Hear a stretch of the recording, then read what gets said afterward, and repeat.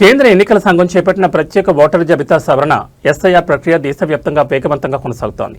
అర్హులైన ప్రతి పౌరుడికి ఓటు హక్కు కల్పించడం, అనర్హుల పేర్లను తొలగించడం, ఓటరు జాబితాను మరింత పారదర్శకంగా ఖచ్చితంగా రూపొందించడమే ఈ ప్రక్రియ ప్రధాన లక్ష్యం. ఈ నేపథ్యంలో పశ్చిమ గోదావరి జిల్లా తాడేపల్లిగూడెం నియోజకవర్గ పరిధిలో కూడా ఎస్ఐఆర్ ప్రక్రియను అధికారులు ముమ్మరంగా నిర్వహిస్తున్నారు. బూత్ లెవెల్ అధికారులు ఇంటింటికి వెళ్లి ఓటర్లను ప్రత్యక్షంగా కలుసుకుని వారి వివరాలను ధృవీకరిస్తున్నారు. అవసరమైన చోట కొత్త ఓటర్ల నమోదు, చిరునామా మార్పులు, ఇతర సవరణలకు సంబంధించిన దరఖాస్తులను స్వీకరిస్తున్నారు.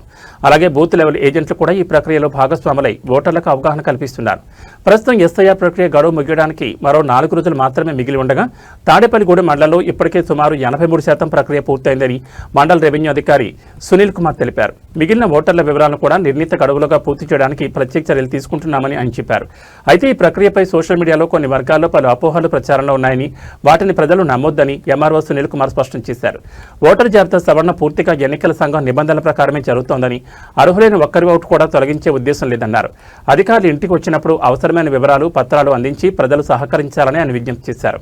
ఎస్ఐఆర్ ప్రక్రియ ఎలా కొనసాగుతోంది, బిఎల్ఓలు ఇంటింటికి ఎందుకు వస్తున్నారు, ఎలాంటి పత్రాలు అవసరం, ప్రజల్లో ఉన్న అపోహలకు వాస్తవం ఏమిటి, ఓటర్లకు ఎలాంటి సూచనలు చేస్తున్నారు, ఈ అన్ని అంశాలపై తాడేపల్లిగూడెం మండల రెవెన్యూ అధికారి పి సునీల్ కుమార్తో మా ప్రతినిధి శివప్రసాద్ నిర్వహించిన ప్రత్యేక ఫేస్ టు ఫేస్ ఇంటర్వ్యూ ఇప్పుడు చూద్దాం. హాయ్, హలో, నమస్తే, వెల్కమ్ టు రచ్చ మీడియా. నేను మీ శివప్రసాద్.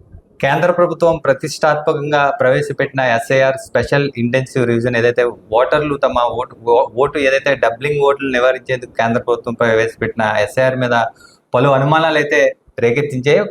మొదట్లో కొన్ని రాజకీయ పార్టీలు సైతం దీన్ని ఏదైతే ఎస్ఐఆర్ ప్రక్రియ మీద కొన్ని విమర్శలు కూడా చేశారు.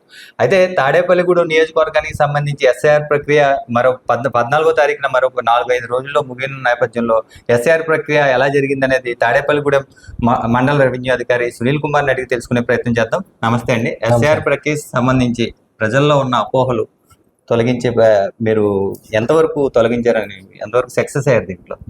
ప్రతిసారి కూడా ఎలక్షన్ కమిషన్ సమరీ రివిజన్ జరుగుతూ ఉంటుంది. కానీ ఇప్పుడు స్పెషల్ ఇంటెన్సివ్ రివిజన్ల ముఖ్య ఉద్దేశం ఏంటంటే 20 years బ్యాక్ అంటే 2002 ఉన్నటువంటి వాటర్ లిస్ట్ని ఇప్పుడున్న వాటర్ లిస్ట్లో బేస్ చేసుకుని వాళ్ళ నుంచి ఫ్యామిలీ మ్యాపింగ్ చేసి ఫ్యామిలీ మ్యాపింగ్ ఆధారంగా చేయడం జరిగింది. తాడేపల్లిగూడెం కాన్స్టిట్యున్సీలో 70% ఫ్యామిలీ మ్యాపింగ్ జరిగింది. వాళ్ళందరికీ కూడా ఓటర్స్ని చెక్ చేసి ఇవ్వడం జరిగింది. ఏదైతే ఫ్యామిలీ మ్యాపింగ్ లేకుండా ఉన్నటువంటి ఓటర్ని ఎక్కడ నుంచి వచ్చారు, ఎక్కడి నుంచి మైగ్రేట్ అని తెలుసుకుని వాళ్ళకి 12 రకాల యొక్క ధృవీకరణ పత్రాలు అంటే పాస్పోర్ట్ కానీ, డ్రైవింగ్ లైసెన్స్ కానీ, ఆధార్ కానీ ఏదైనా సరే ప్రూఫ్స్ తోటి వెరిఫై చేయడం జరిగింది. ముఖ్యంగా దీని యొక్క ముఖ్య ఉద్దేశం ఏంటంటే శుభ్రమైనటువంటి ఓటర్ లిస్ట్ని, అంటే చనిపోయిన వాళ్ళు ఎవరు ఓటర్ లిస్ట్లో ఉండకూడదు, అదేవిధంగా మైగ్రేట్ అయిన వాళ్ళు ఎవరు కూడా పర్మనెంట్ మైగ్రేషన్ ఉండకూడదు, అర్హులైన ప్రతి వారిని కూడా వాటర్ లిస్టులో చేర్చాలనేది ముఖ్య ఉద్దేశం. దీని మీద అపోహలు అయితే రావడం జరిగింది. ముఖ్యంగా ఏంటంటే ఓట్లు ఎక్కువ తొలగిస్తూ ఉంది. ప్రతి ఓటర్ని కూడా బిఎల్ఓ 3 సార్లు వెరిఫై చేసుకుని వాళ్ళు ఆ డోర్ నెంబర్లో లైన్ నిర్ధారించిన తర్వాతే ప్రతి బూత్కి కూడా బూత్ లెవెల్ ఏజెంట్తో పాటు, బూత్ లెవెల్ ఆఫీసర్తో పాటు బూత్ లెవెల్ ఏజెంట్ కూడా అన్ని పొలిటికల్ పార్టీస్ నామినేట్ చేయడం జరిగింది. వాళ్ళందరి సమక్షంలో ఎవరైతే ఇప్పటి వరకు 83.11% అవడం జరిగింది. రేపు లేని వాళ్ళందరూ కూడా లిస్టు పబ్లికేషన్ చేసి బిఎల్ఏస్ తోటి సమావేశం పెట్టి నిజంగా వాళ్ళు లేకపోతే మాత్రమే వాళ్ళని లేరని చెప్పి మ్యాపింగ్ చేయడం జరుగుతుంది. అంటే దాదాపుగా ఈ 4-5 రోజుల్లో మీరు చెప్పిన ప్రక్రియ అంతా టైం సరిపోతుందంటారా, లేదంటే ఎక్స్టెన్షన్ కోరే అవకాశం ఉందా గవర్నమెంట్? లేదంటే టైం అంతా కూడా ప్రతి బిఎల్ఓ కూడా ప్రతి వాటిని కూడా టచ్ చేయడం జరిగింది. ఒకవేళ ఎక్కడైనా సరే దూరం, ఇప్పుడు అర్బన్లో వచ్చేటప్పుడు కొద్ది ప్రాబ్లం ఉంది, ఎందుకంటే వార్డు నుంచి వార్డు మైగ్రేషన్ అవడం. అందుకే మున్సిపల్ కమిషనర్ గారు, గౌరవ కలెక్టర్ గారు సూచన మేరకు రోజు కూడా పత్రిక అండ్ ఎలక్ట్రానిక్ మీడియా ద్వారా తెలియజేస్తున్నాం. అదేవిధంగా ప్రతి ఆటో ద్వారా కూడా క్యాన్వాసింగ్ చేయడం జరుగుతుంది. అదేవిధంగా అక్కడ ఉన్నటువంటి వార్డు సచివాలయ సిబ్బంది కూడా పక్కన సిబ్బందితో పాటు ఎవరైతే ట్రేస్ అవ్వలేదో వాళ్ళ యొక్క వివరాలని వార్డు టు వార్డు షేర్ చేసుకోవడం జరిగింది.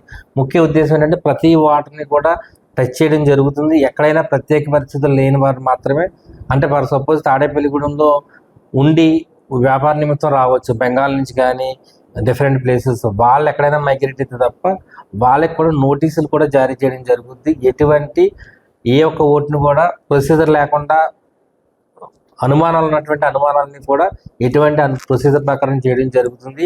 ఏ ఒక్క ఓటుని కూడా అర్హత ఉన్నటువంటి ఏ ఒక్క ఓటుని కూడా తొలగించబడదు.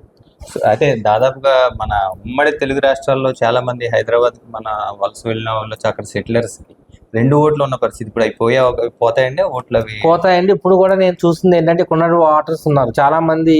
ఇప్పుడు ఫ్యామిలీ మ్యాపింగ్ అని చెప్పాం. ఫ్యామిలీ మ్యాపింగ్ చేసినప్పుడు ఎవరైతే పెళ్ళయ్యి పుట్టింట్లో ఓటు ఉంటుంది, అత్తగారింట్లో ఓటు ఉంది, ఆ ఓటర్ కొట్టగానే ఎక్కడైతే మ్యాపింగ్ అయితే మ్యాపింగ్ అని వచ్చేస్తుంది. ఓకే, అటువంటి అప్పుడు ఓటర్ యొక్క ఇష్టం 1, 2 ఎక్కడైతే ఉన్న ఓట్లన్నీ కూడా సైమల్టేనియస్ గా తొలగించబడతాయి, ఆటోమేటిక్గా డిలీట్ అవుతాయి. ఎందుకంటే సిస్టంలో చూపించేస్తుంది ఎక్కడైనా సరే. ఆల్రెడీ ఇప్పుడు ఆ పుట్టింట్లో వాళ్ళ తల్లిదండ్రులు అమ్మాయి వివరాలు కూడా అందుకే 2002 ఓటర్ లిస్టులో మ్యాపింగ్ చేయడం జరుగుతుంది.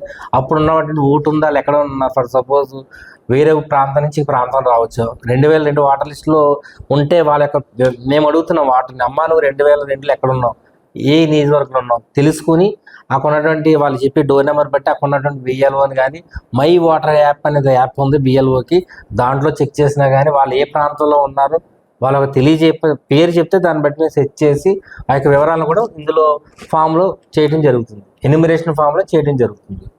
అది ఎంఆర్ఓ సునీల్ కుమార్ గారు చెప్తున్నది. అయితే అర్బన్ లో కొంత ఇబ్బంది ఉన్నమాట వాస్తవాన్ని, వార్డ్ టు వార్డ్ మైగ్రేట్ అయిన వాళ్ళు. పల్లెటూరులో అయితే రూరల్లో మాత్రం దాదాపుగా తాడేపల్లిగూడెం నియోజకవర్గం ఈ రోజుకి 5 రోజులు ముందుగానే, సమయానికి ముందుగానే 83% వరకు మ్యాపింగ్ వరకు పూర్తయినట్లుగా చెప్తున్నారు. అయితే మిగిలిన 17% కూడా ఈ 4 రోజుల్లో కంప్లీట్ చేసేందుకు మరొకసారి బిఎల్ఓలతోటి బిఎల్ఏలతోటి మీటింగ్ కండక్ట్ చేసి వెంటనే ఈ ప్రక్రియను పూర్తి చేస్తామని, వేరే అదనపు సమయం కూడా అవసరపడే అవకాశం కూడా లేదని ఆయన చెప్తున్నమాట. చూస్తూనే ఉండండి మీ అభిమాన్ ఛానల్ రచ్చా మీడియా.